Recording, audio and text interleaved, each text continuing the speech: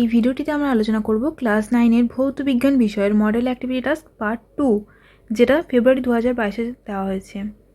পূর্ণমান 20। এর আগে অলরেডি ম্যাথের ব্যাপারে ডিসকাস করে দিয়েছি, সেই ভিডিও লিঙ্ক ডেসক্রিপশনে পেয়ে যাবে, অথবা উপরে আই বাটনে ক্লিক করে দেখে নিতে পারো।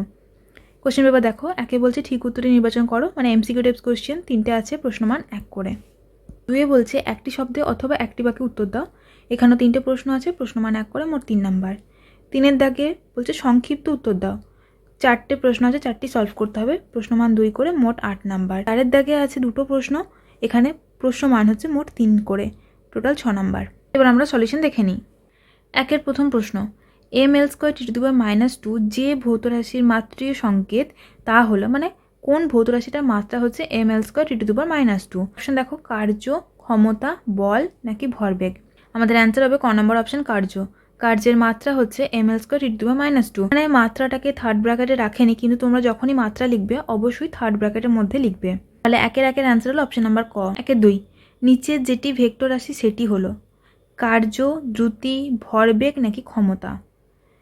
ভেক্টর রাশি হচ্ছে সেই সমস্ত রাশি যাদের মান ও অভিমুখ উভয়ই বর্তমান। তাহলে এদের মধ্যে কোন রাশিটার মান ও অভিমুখ দুটোই বর্তমান? অ্যান্সার হচ্ছে ভরবেগ, অপশন নাম্বার গ। তাহলে 1-এর 2-এর অ্যান্সার হলো অপশন নাম্বার গ, ভরবেগ। 1-এর 3, ত্বরণের মাত্রীয় সংকেত হলো, মাত্রীয় সংকেত অর্থাৎ মাত্রা। ত্বরণের মাত্রা কোনটা? L(t⁻²). অ্যান্সার হবে অপশন নাম্বার গ। খাতায় তোমরা যখন অ্যান্সার লিখবে ফুল সেন্টেন্সে লিখবে। এখানে যে বিবৃতিটা দেওয়া ছিল কোশ্চেনে সেটা পুরোটা লিখে নিলাম, হাইফেন দেবো, অপশন নাম্বার দেবো, অ্যান্সার লিখব।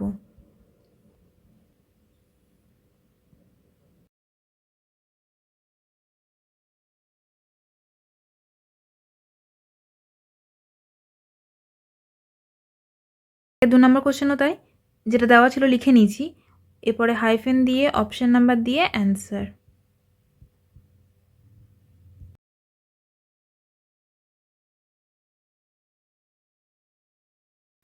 একের 3, ত্বরণের মাত্রীয় সংকেত হচ্ছে অপশন নাম্বার গ, L(t⁻²). এরপর আমরা 2-এর দাগের কোশ্চেনের অ্যান্সারগুলো দেখে নেব। এখানে বলেছিল একটি শব্দে অথবা একটি বাক্যে উত্তর দাও। প্রথম প্রশ্ন, একটি স্কেলার রাশির নাম লেখো যার একক নেই। এককবিহীন একটি স্কেলার রাশি হলো আপেক্ষিক গুরুত্ব, পারমাণবিক ভর, পারমাণবিক গুরুত্ব, লিখতে পারো। 2-এর 2, ভরবেগ লব্ধ একক না মৌলিক একক। ভরবেগ হলো একটি লব্ধ একক। 2-এর 3, চাপ ভেক্টর রাশি না স্কেলার রাশি?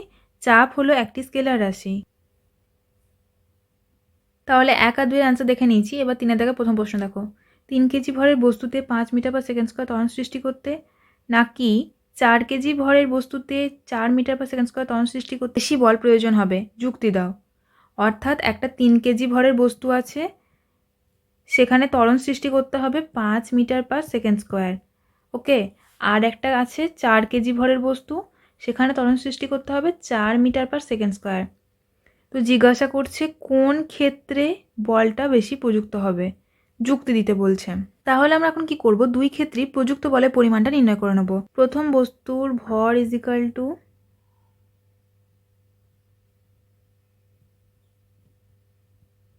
আচ্ছা, প্রথম বস্তুর ভরকে আমি m1 ধরলাম, কত বলেছি? 3 কেজি। প্রথম বস্তুর ত্বরণ ইজিক্যাল টু কি পাই? a1 equal to 5 metre per second square. এবার বল, ত্বরণ আর ভর সম্পর্কিত যে সূত্রটা কি? F equal to m into a। তাহলে এখানে আমি লিখতে পারি F1 is equal two m1 into a1। অতএব প্রথম বস্তুর ক্ষেত্রে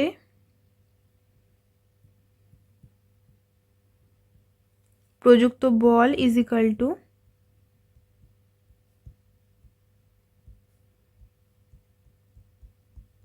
m1 ইন্টু a1।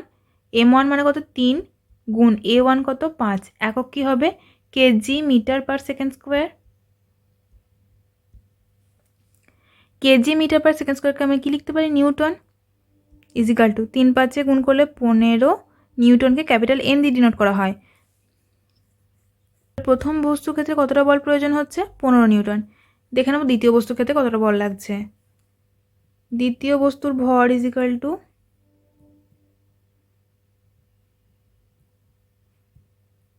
m2 ধরলাম, একে 4 কেজি। দ্বিতীয় বস্তুর ত্বরণ ইজিক্যাল টু ত্বরণ কত? A2 4 metre per second square. অতএব দ্বিতীয় বস্তুর ক্ষেত্রে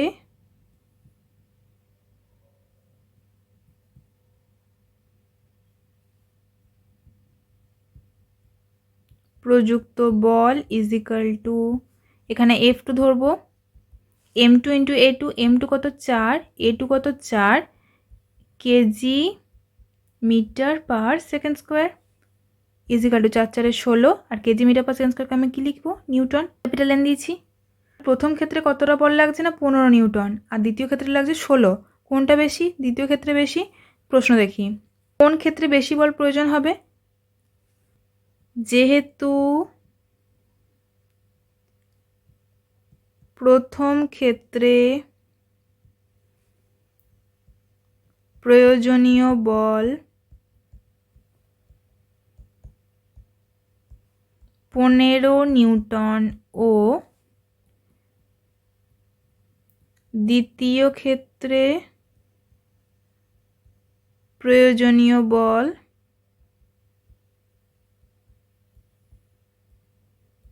16 নিউটন। আচ্ছা, আমি এখানে নিউটনকে ক্যাপিটাল এন দিয়ে লিখছি, তোমরা চাইলে নিউটন স্পেলিং করে লিখতে পারো বাংলায়।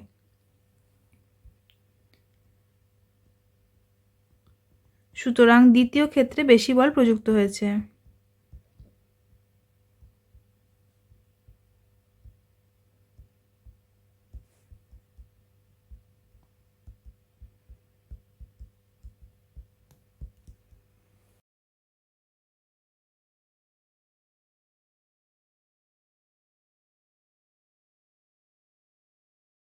নেক্সট 3-2, কোন শর্তে সরণের মান ও অতিক্রান্ত দূরত্ব সমান হবে? প্রথমেই বলে রাখি, ব্র্যাকেট পোর্শনটা বাদ দিতে পারো। কোনো নির্দিষ্ট দিকে বস্তুকণার অবস্থানের পরিবর্তনকে ওই বস্তুকণার সরণ বলে। ব্র্যাকেট পোর্শনটা দেখে নাও। অর্থাৎ কোনো বস্তুকণার সরণের পরিমাণ হলো বস্তুকণার দুটি অবস্থানের মধ্যবর্তী ন্যূনতম দূরত্ব। এটা নাম লিখতে পারো। তাহলে এই অবধি লিখলাম, এই সরণ বলে। তারপরে দেখো এখান থেকে, এবং বস্তুকণা সরল বা বক্রপথে যতটা দূরত্ব অতিক্রম করে তাকে সেই বস্তুর অতিক্রান্ত দূরত্ব বলে। অর্থাৎ কোনো বস্তুকণা যখন সরলরৈখিক পথে গতিশীল হবে বা গমন করবে তখন বস্তুকণার সরণ ও অতিক্রান্ত দূরত্ব সমান হবে। ধরো কোনো একটা বস্তু এখান থেকে যাত্রা শুরু করেছে, এখানে তার অন্তিম যাত্রা শেষ হয়েছে। সরণ অর্থাৎ এই বিন্দু থেকে এই বিন্দুর মধ্যবর্তী যে সরলরৈখিক দূরত্ব, এটা হচ্ছে তার সরণ এবং এই অভিমুখে। কিন্তু তার অতিক্রান্ত দূরত্ব কোনটা? যে পথ বরাবর সে গিয়েছে, ঠিক আছে, এই পথটাই হচ্ছে তার অতিক্রান্ত দূরত্ব। তাহলে কখন সমান হবে? যখন বস্তুটা সরলরৈখিক পথে যাবে তখন তার সরণ এবং অতিক্রান্ত দূরত্ব উভয়ের মান সমান হবে।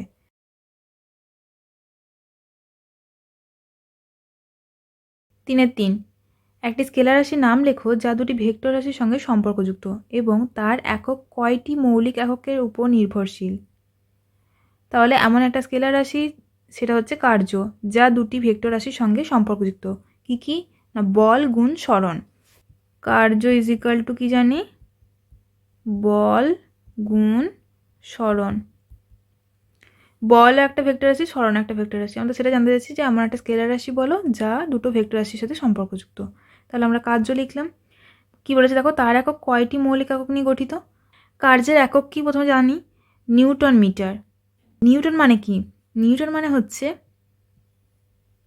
KG into metre per second square. Into metre আছে, তাহলে এখানে কটা মৌলিক একক আছে? একটা, দুটো, তিনটে, কারণ মিটার দুবার ইউজ হয়েছে। ওকে, তাহলে আমাদের অ্যান্সার কি হবে? যে কার্যের একক তিনটি মৌলিক এককের উপর নির্ভরশীল। কি কি না? কেজি বা কিলোগ্রাম বলতে পারো, মিটার এবং সেকেন্ড। কার্যের একক তিনটি মৌলিক এককের উপর নির্ভরশীল। লিখে দিতে পারো কি কি? কিলোগ্রাম, মিটার ও সেকেন্ড। নেক্সট প্রশ্ন 3 আলোকবর্ষ কি? এসআই পদ্ধতিতে এর মান কত? আলোকবর্ষ শূন্যস্থানে 3 × 10⁸ মিটার পার সেকেন্ড বেগে গতিশীল হয়ে আলো 1 বছরে যে দ্রুত অতিক্রম করে তাকে বলে আলোকবর্ষ। কত বেগে যাবে? 3 × 10⁸ মিটার পার সেকেন্ড। আর একটা প্রশ্ন ছিল যে এসআই পদ্ধতিতে মান কত? 1 আলোকবর্ষ = 9.46 × 10⁻12 কিলোমিটার। এখানে উপরে এক লাইন লিখবে এসআই পদ্ধতিতে মান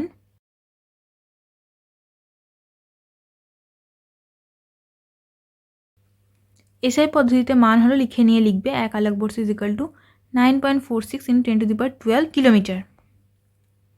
9.46 × 10⁻12 কিলোমিটার। মাঝের এই সাইনটা আমি দিয়েছি টু দি পাওয়ার বোঝানোর জন্য, ঠিক আছে? তোমরা কিন্তু এরকম লিখবে না, তোমরা পাওয়ারে এইভাবে লিখবে। প্রথম ক্ষেত্রেও তাই, পাওয়ারে এরকমভাবে লিখবে, যেমন করে ঠিক সূচকে শিখেছি।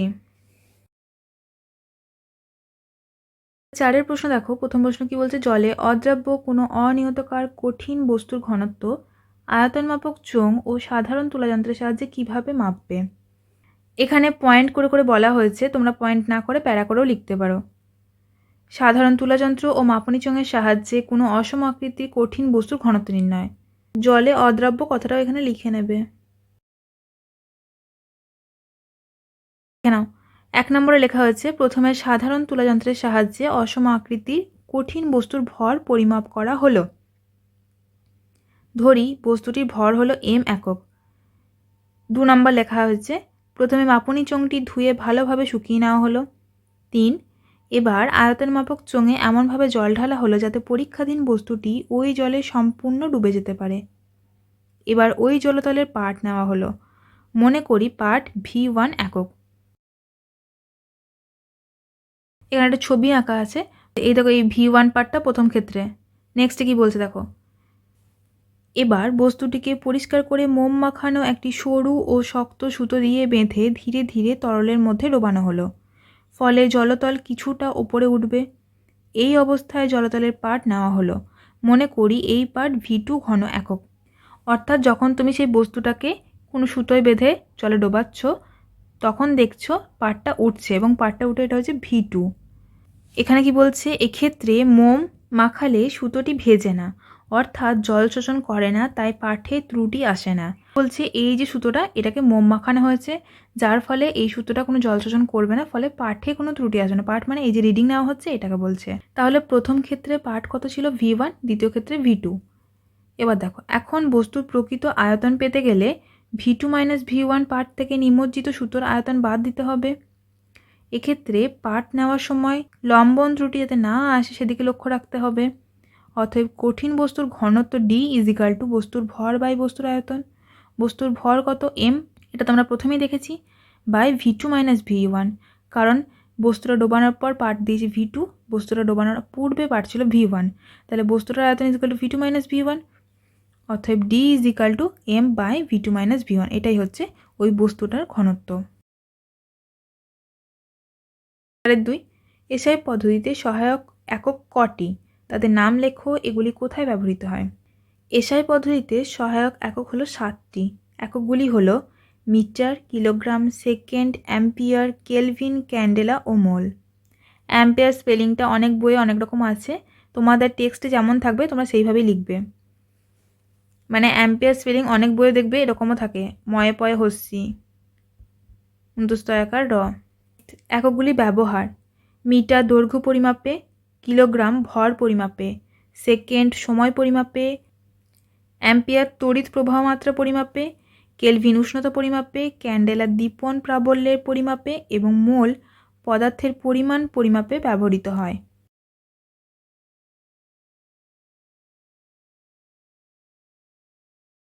কোশ্চেন পেপারটি আমরা সলভ করে নিলাম। তো ভিডিওটি এখানেই শেষ করছি। ভালো লেগে থাকলে অবশ্যই একটি লাইক করো, শেয়ার করো ভিডিওটিকে। পরবর্তী ভিডিওগুলি পাওয়ার জন্য চ্যানেলটিকে অবশ্যই সাবস্ক্রাইব করে রেখো। Thank you.